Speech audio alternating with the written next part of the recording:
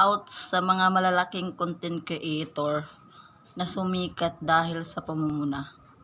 Naku po, tigilan nyo na. Baka matulad kayo kay Rendon Labador. Labador ba yun?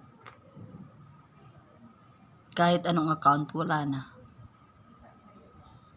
Sayang naman, di ba?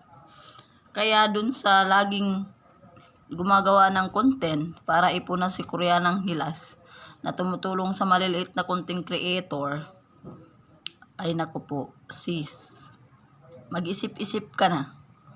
Mahirap na, sa dami ba naman nang nagre-report, 30 million. Baka isunod ka nila.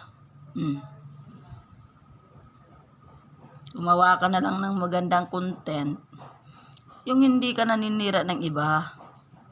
O diba? Alam mo, yung pinakamahirap makaaway, si Meta.